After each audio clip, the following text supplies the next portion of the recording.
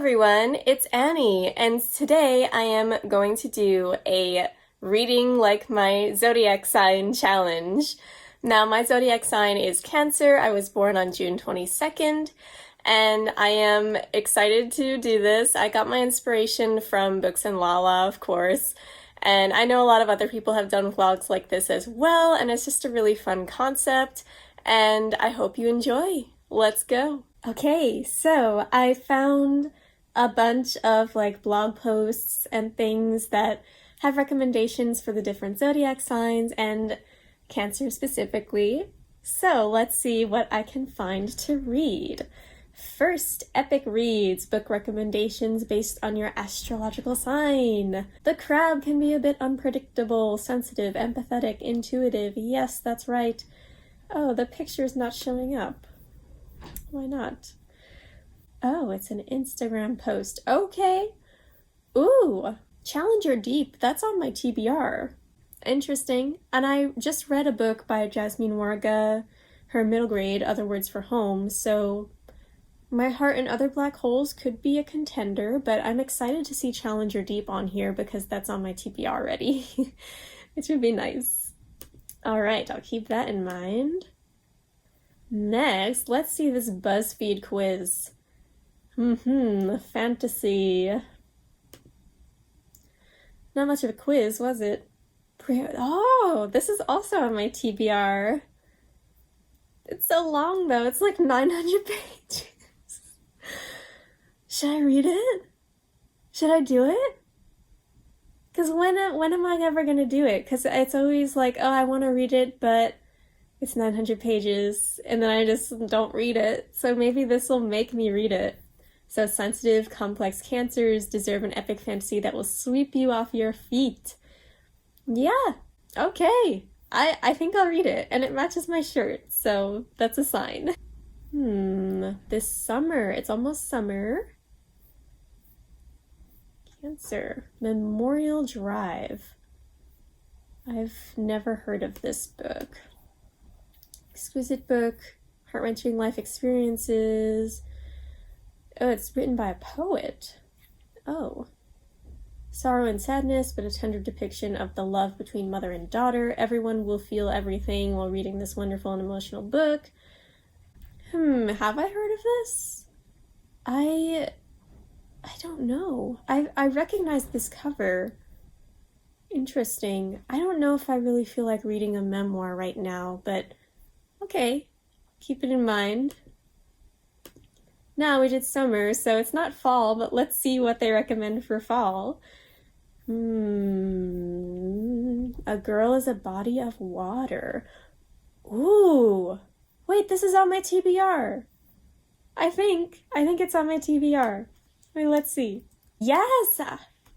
Okay, we're gonna read this, because this is on my TBR, and I'm really excited to read this.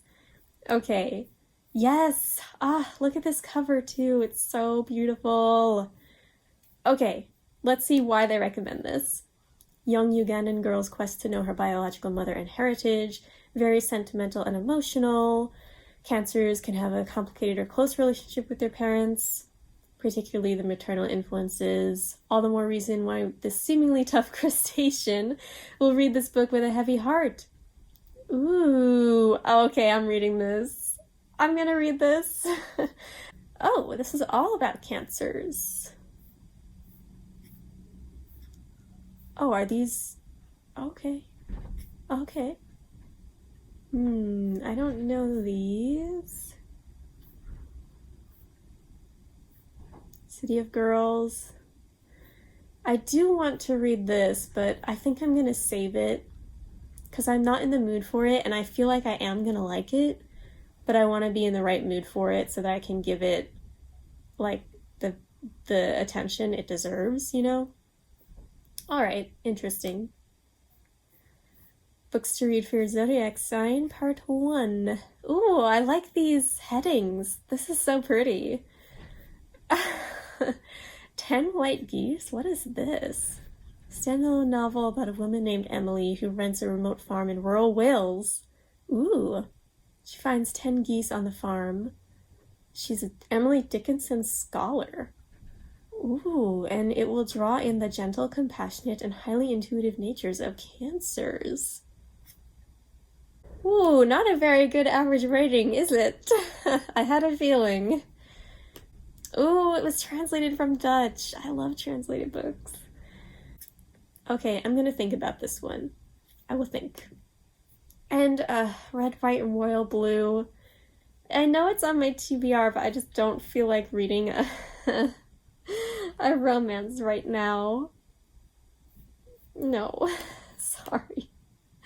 Oh, Books and Lala. Hello. Let's see. See what she says. Cancer authors. Oh, there's, Challenger Deep. Okay, so that's a definite. That's on 2 things. Elizabeth Acevedo, which I have been wanting to read, especially with The Fire on High. So it's a possibility. All right. Interesting. Now let's see the last one. The Hobbit. I've already read The Hobbit. Okay, I have some thinking to do. I'll be back. Okay, so I've decided to read 3 books for this. First, well, maybe not first, but the first of 3 is Challenger Deep, which is going to be very sad. I can already feel it. So the synopsis is Caden Bush is on a ship that's headed for the Marianas Trench, called the Challenger Deep. He's also a brilliant high school student whose friends are starting to notice his odd behavior. He is designated as the ship's artist in residence to document the journey with images. Caden Bosch pretends to join the school track team, but spends his days walking for miles, absorbed by the thoughts in his head. He is split between his allegiance to the captain and the allure of mutiny. Then The Priory of the Orange Tree, which I am intimidated by, but, it's on my TBR. I do want to read it, so now's as good a time as ever. The synopsis, if you don't already know, is that a queendom without an heir is in a world divided. An ancient enemy awakens. The house of Berethnet has ruled Innis for 1,000 years. Still unwed, Queen Sabran IX must conceive a daughter to protect her realm from destruction, but assassins are getting closer to her door. Ia Durian is an outsider at court. Though she has risen to the position of lady-in-waiting, she is loyal to a hidden society of mages. She keeps a watchful eye on Queen Sabran, secretly protecting her with forbidden magic. And then A Girl is a Body of Water, which I am very happy to read because, again, I just added it to my TBR, so I'm really glad I am getting to read this for this vlog. This is set in Uganda, following the 12-year-old girl Kirabo, who is confronting a piercing question that has haunted her childhood. Who is her mother? She has been raised by women in the small village of Nateta, her grandmother, best friend, aunts, but the absence of her mother follows her. Complicating these feelings of abandonment, as she comes of age, she feels the emergence of a mysterious second self, a headstrong and confusing force inside her, at odds with her sweet and obedient nature. She is seeking answers, and she begins spending afternoons with a local witch, who trades stories with her and also helps her learn about the woman who birthed her and the strange force inside her. So, I don't know which one I'll choose first, but it's probably whichever one is available on audiobook. So I'll be back with an update. Hello, so I am here with an update. I just started The Priory of the Orange Tree. I am not very far into it. I'm in chapter 4, I think. It's not exactly what I expected. I don't know what I expected, to be honest, but it's a little bit boring. I like the dragon aspect of it, but it's a little bit dry. There's a lot of people that have been introduced and not much is happening, and it's a little bit too high fantasy maybe for my taste, but I'm hoping that it gets better because we're only an hour into a 24-hour audiobook. So I am banking that it gets better from here.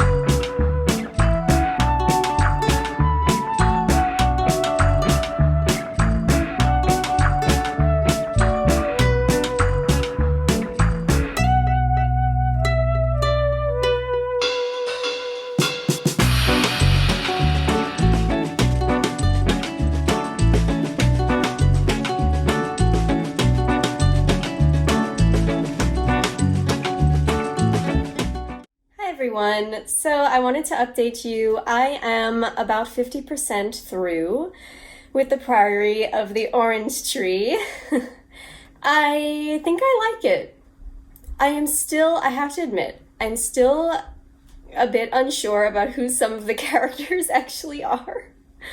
Because I think the problem is that I'm listening to it on audio and I can't actually read like the spelling of the names, and it's just because the names are a bit weird sometimes and it's hard for me to remember who's who.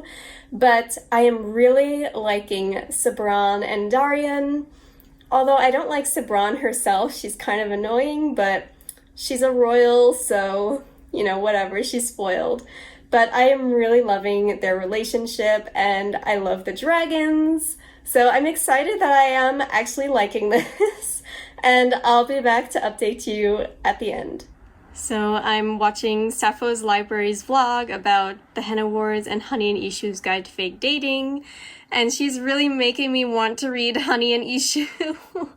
So I'm excited about that.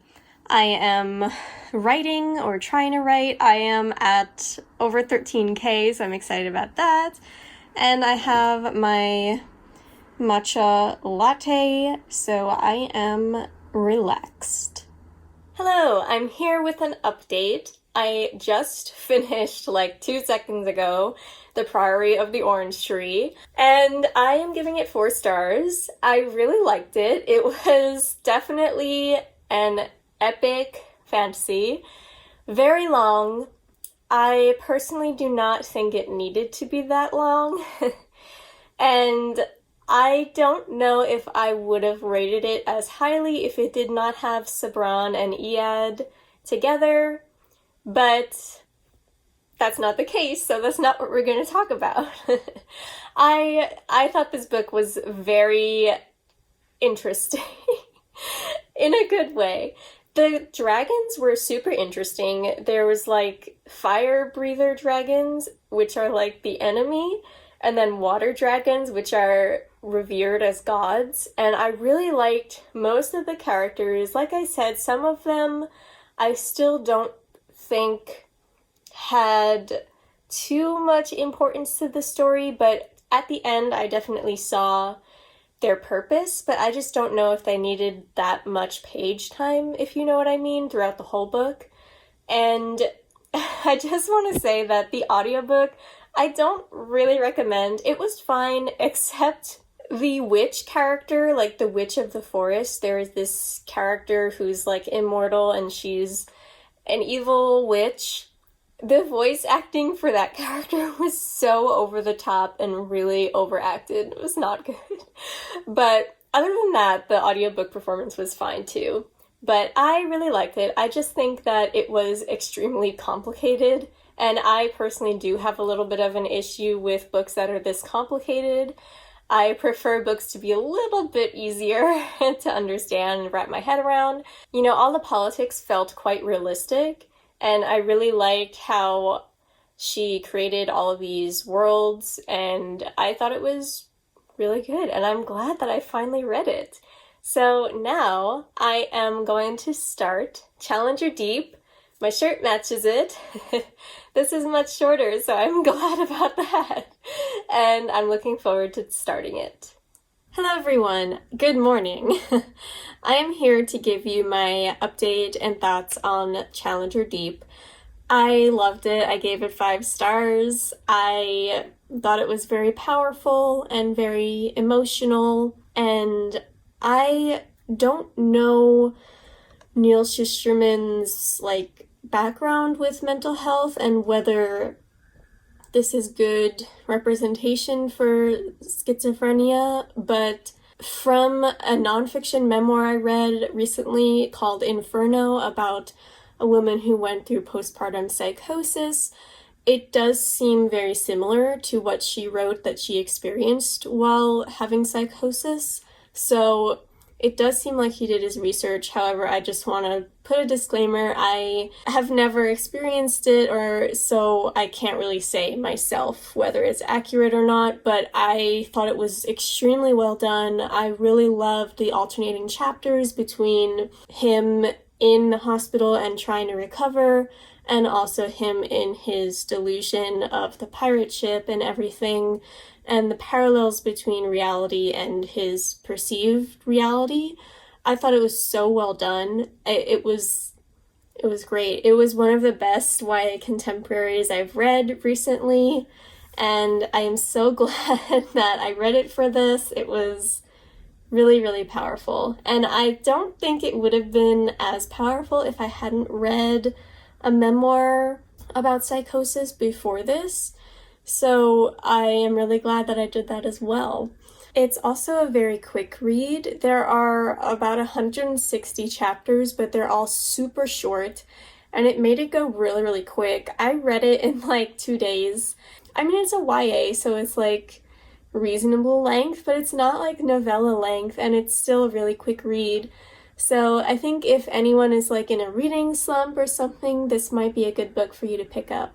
So now I am going to start A Girl is a Body of Water, the last book for this vlog, and it is about 15 hours of audiobook, so we'll see when I'm back with an update. So let's go. So now we are going to check my horoscope. I guess maybe I should have been doing this every day of the vlog, but I just got the idea now, so whatever. So let's look at horoscope.com. For June 4th today, this is a pleasant day, Cancer. Indeed, the celestial aspects are predicting that it will be rather radiant, though likely less intense than the past week or so. You probably had some new perspectives to set up in your professional life, and now you will have to get to work setting goals. You were waiting for just this moment? Perfect. It's true that the last week has been quite intense for me. In terms of new perspectives in my professional life, I do think that that is correct, because I have been really stuck like with writer's block recently, and just yesterday I think I kind of got past it, or at least I have some new ideas that I can write. So today I am planning to write hopefully like 2,000 words, so we'll see. Let's see what it tells me to watch. Cancer, your family-oriented sign is all about passing things down from generation to generation. This cartoon is based on a Japanese adventure created by Hirohiko Araki and is about the Joestar family, JoJo's Bizarre Adventure. Oh, JoJo! Oh, I've actually watched a couple episodes of JoJo. I've never finished it. Maybe I'll watch some of it. Alright. We'll see.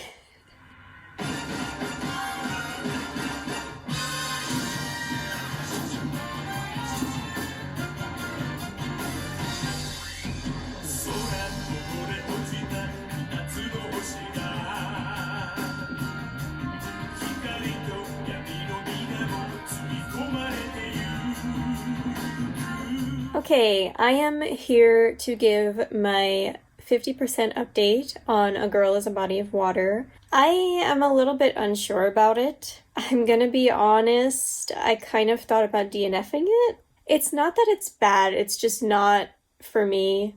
I thought it would be more historical fiction than coming of age.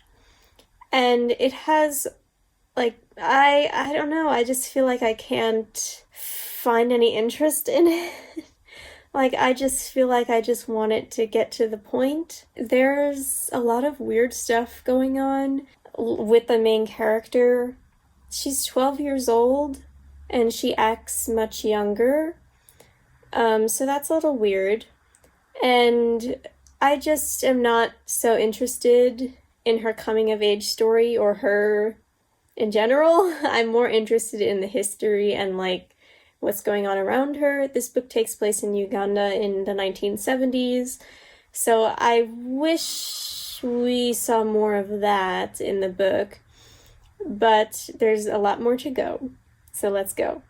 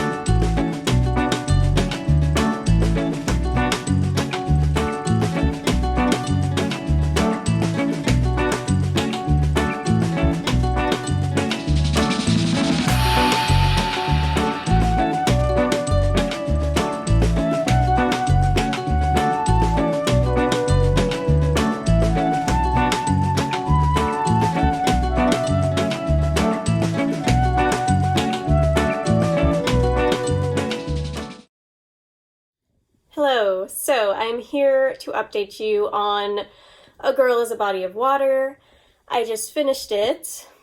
I liked the second half way better than the first half, just gotta say. The second half deals with Karabo's grandmother and her relationship with the witch woman that was mentioned in the synopsis that Karabo talks to when she's a child. And I thought that her grandmother's story was super interesting, like way more interesting than her actual story.